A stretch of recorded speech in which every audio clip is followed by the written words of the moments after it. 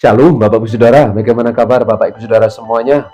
Saya selalu berdoa dan berharap kita tetap dalam perlindungan dan penyertaan Tuhan.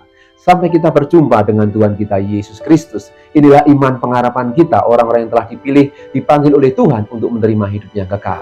Firman Tuhan berkata, orang benar hidup oleh karena iman percayanya.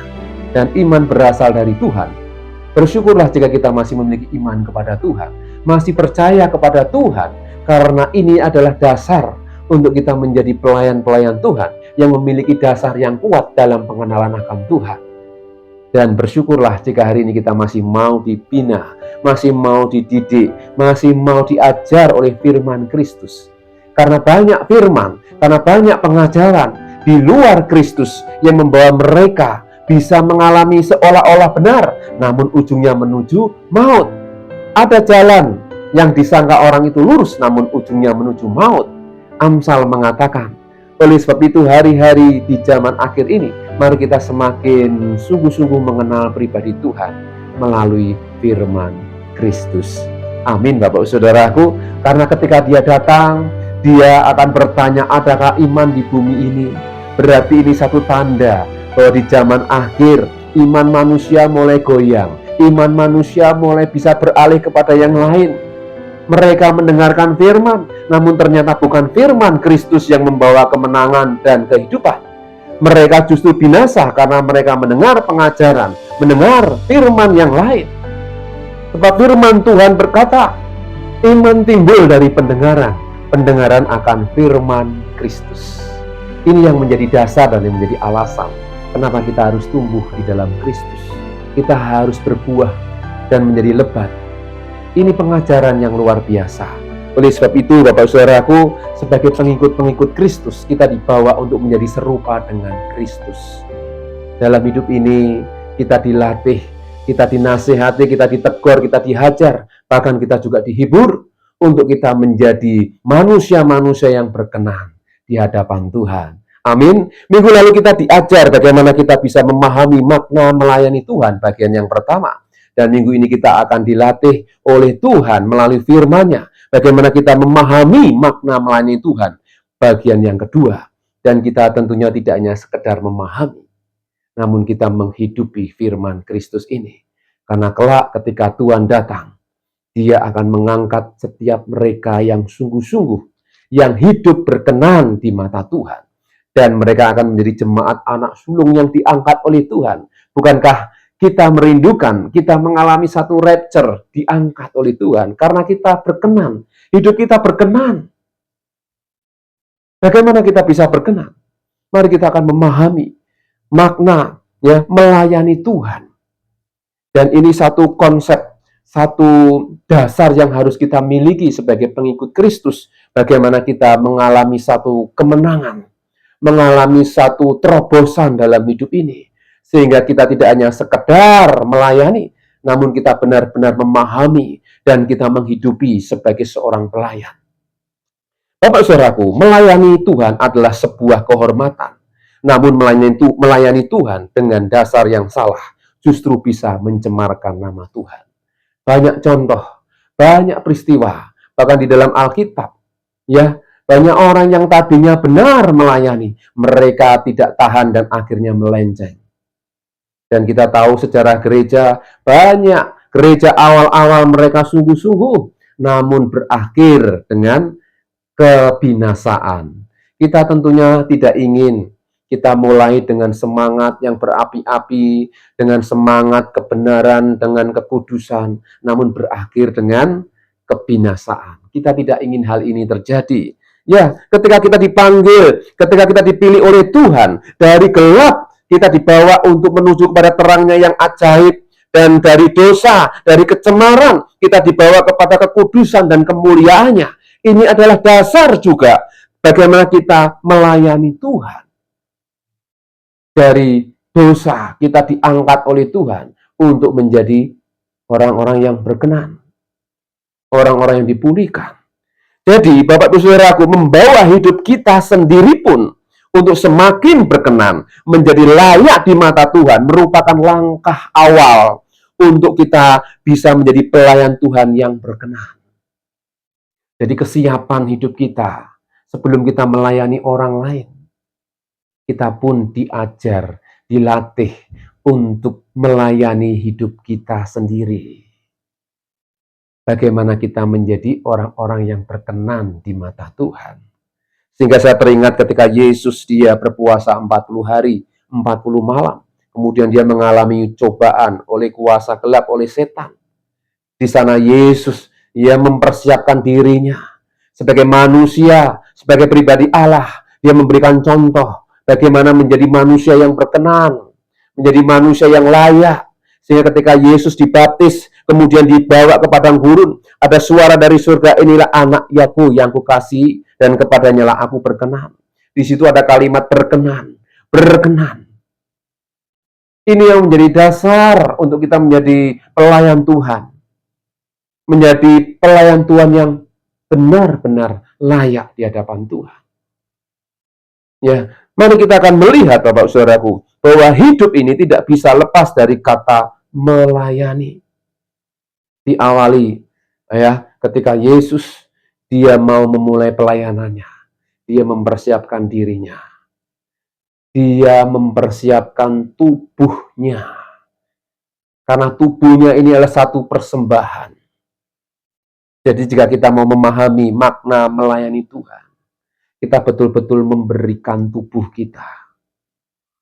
Jauh dari segala yang sedang diperdebatkan mengenai persembahan perpuluhan, mengenai persembahan uang, ya, persembahan-persembahan yang lain. Namun kita kalau mau melihat lebih sungguh lagi, melayani Tuhan, itu berarti mempersembahkan tubuh kita. Bukankah hidupmu lebih penting daripada harta yang lain? Tubuhmu lebih penting daripada pakaian atau hal-hal, ya, perhiasan atau materi-materi yang lain. Sehingga ketika kita mau memahami melayani Tuhan, makna melayani Tuhan, kita akan diajar untuk lebih dalam lagi. Bahwa ketika kita melayani Tuhan, kita memberikan hidup kita, tubuh kita. Mari kita akan membaca dalam Matius 20, ayat 24-28. Kita akan melanjutkan untuk pembahasan kita. Ya, bagian yang kedua, memahami makna melayani Tuhan. Firman Tuhan berkata, mendengar itu marahlah ke-10 murid yang lain kepada kedua saudara itu. Tetapi Yesus memanggil mereka lalu berkata, kamu tahu bahwa pemerintah-pemerintah bangsa-bangsa memerintah rakyatnya dengan tangan besi, dan pembesar-pembesar menjalankan kuasanya dengan keras atas mereka. Tidaklah demikian di antara kamu. Barang siapa ingin menjadi lebih besar di antara kamu, hendaklah ia menjadi pelayanmu. Dan barang siapa ingin menjadi terkemuka di antara kamu, hendaklah ia menjadi hambamu. Sama seperti anak manusia datang bukan untuk dilayani, melainkan untuk melayani dan untuk memberikan nyawanya menjadi tebusan bagi banyak orang. Bapak Ibu Saudaraku, pada minggu lalu kita melihat seorang ibu datang dengan membawa 2 orang anaknya. Dan dia berharap supaya anaknya ini bisa duduk sebelah kanan dan sebelah kiri Yesus. Dan tentu dan tidak lain adalah Yakobus dan Yohanes. Dan ini ternyata menimbulkan polemik, menimbulkan satu kemarahan bagi murid-muridnya yang lain. Dan kenapa ini terjadi dan kenapa ini ditulis, tentu ada satu maksud yang perlu kita renungkan. Dan kita tahu bahwa murid-murid Yesus yang marah ini tentunya ada satu niat. Banyak alasan untuk mereka protes, begitu ya saudara. Ya, jadi kenapa kok mereka marah? Tentunya melihat kok seperti itu, kamu mintanya aneh-aneh. Ya, nah kita ini juga kepingin duduk di sebelah kanan dan sebelah kiri, kok bisa jadi ya Bapak Ibu Saudara ya. Ya dalam hidup pelayanan kita pun juga demikian. Seringkali kita ingin mengejar posisi. Kalau bisa aku yang paling tinggi. Dalam dunia pendidikan itu lumrah wajar Bapak Ibu Saudaraku. Namun dalam hal melayani tidak demikian. Kita dilatih untuk memiliki hati yang betul-betul hamba, hati yang betul-betul pelayan. Karena Tuhan mengajarkan ada 2 konsep. Yang pertama, dikatakan dalam ayat 26, tidaklah demikian di antara kamu. Barang siapa ingin menjadi besar di antara kamu, hendaklah ia menjadi pelayanmu. Yang pertama menjadi pelayanmu kalau ingin menjadi yang terbesar. Jadi poin pertama yang harus kita renungkan, kalau ingin menjadi yang terbesar, hendaklah menjadi pelayanmu. Sehingga ayat 27 dilanjutkan, barang siapa ingin menjadi terkemuka di antara kamu, hendaklah ia menjadi hambamu. Murid-murid yang lain marah karena mereka sebenarnya dalam hati pun juga terbesit ingin mendapatkan posisi.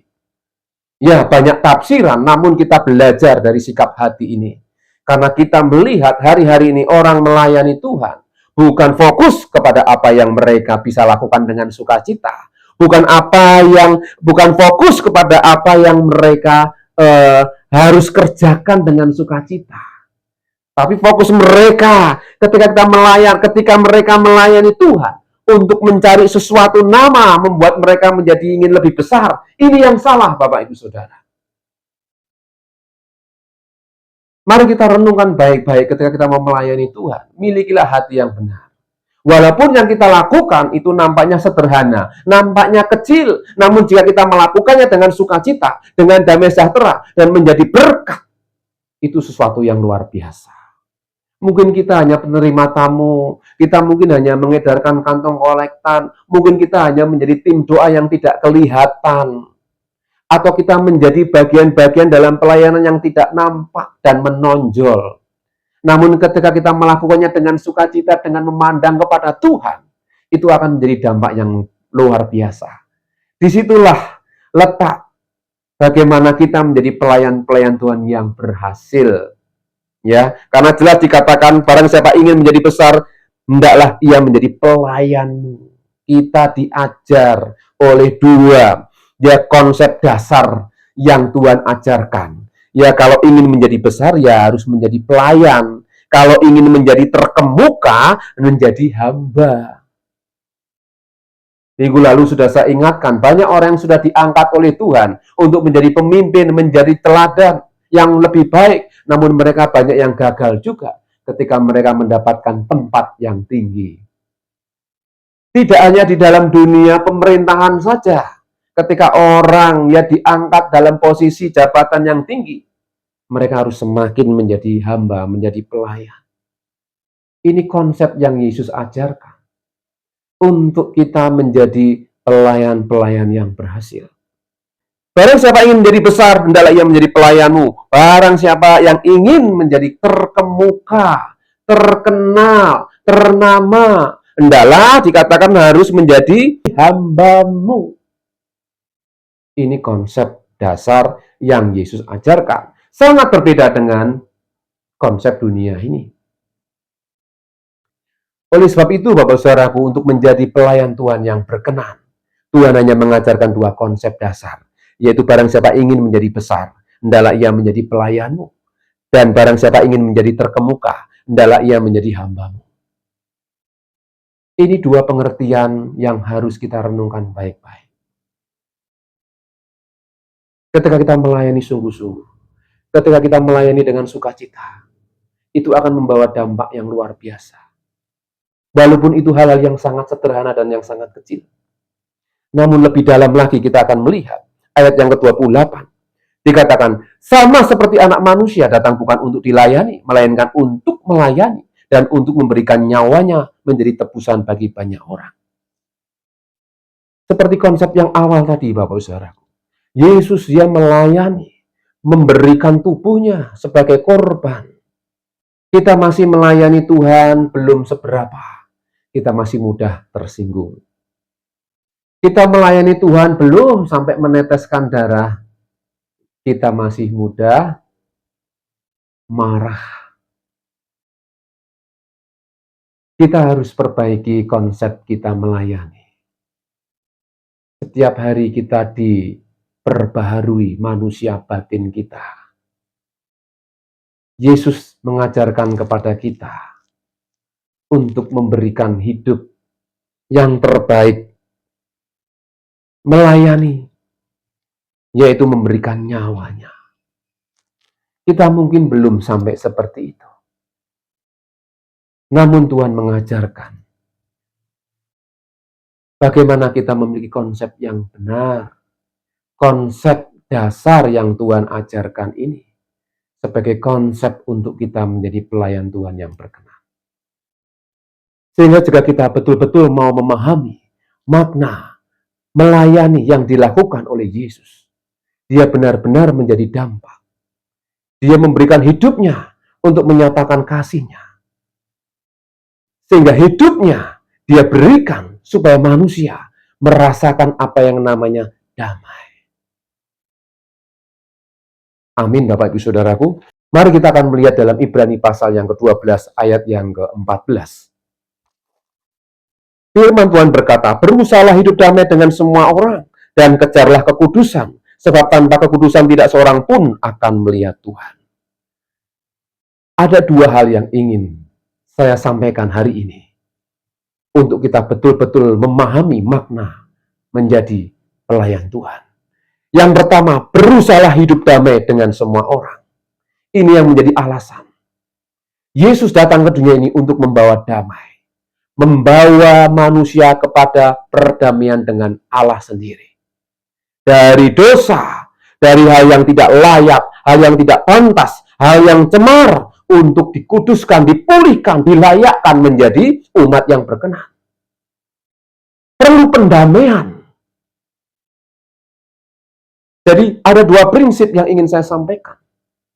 Yaitu yang pertama, berusahalah hidup damai. Mari kita menjadi pembawa damai, sehingga firman Tuhan dalam Matius, jadilah pembawa damai. Sehingga dalam ayat ini kita diajarkan untuk memiliki prinsip dasar melayani Tuhan, yaitu yang pertama, hidup damai dengan semua orang. Jelas firman Tuhan mengatakan, Ibrani tadi, berusahalah hidup damai dengan semua orang. Amin. Ketika kita damai dengan siapapun, kita bisa melayani Tuhan dengan sukacita. Ketika kita masih ada ganjelan-ganjelan, kita mau melayani Tuhan pasti berat, Bapak Ibu Saudara. Dan kita harus dipulihkan. Kita harus ada satu pemberesan. Sehingga hidup damai dengan semua orang ini menjadi alasan kenapa Yesus memberikan teladan buat kita.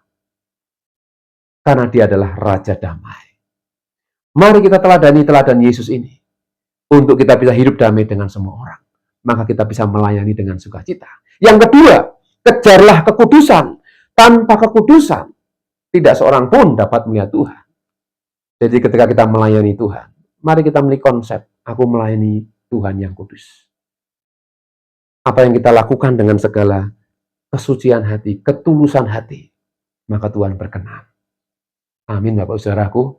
Biarlah pelajaran, renungan firman Tuhan hari ini mengingatkan kita bagaimana kita bisa memahami makna melayani Tuhan dengan berkenan. Yaitu ketika kita menjaga hidup kita, hidup damai dengan semua orang. Dan kita terus mengejar kekudusan. Kekudusan. Kita tidak mengejar hal-hal yang membuat kadang manusia bisa dininabobokan. Ya, kita suka disanjung. Mari kita mengejar sesuatu yang benar ini, yaitu kekudusan. Karena kita tahu, ketika hidup kita semakin dikuduskan, kita melayani Tuhan akan dengan sukacita. Amin, Bapak Ibu Saudaraku. Mari kita akan tampil beda. Kita tidak serupa dengan dunia ini. Kita semakin serupa dengan Kristus. Amin, Bapak Saudaraku. Mari kita akan berdoa. Bapa di surga, terima kasih hari ini kami mengucap syukur atas firman-Mu, firman yang mengingatkan dan menguatkan kami untuk kami tetap setia menjadi pelayan-pelayan Tuhan yang berkenan. Kuduskan kami dengan firman-Mu. Terus bawa kami masuk dalam rencana-Mu. Kami serahkan hidup kami sepanjang hari ini dalam penyertaan. Di dalam nama Tuhan Yesus Kristus, kita yang percaya katakan bersama. Amin. Tuhan Yesus memberkati.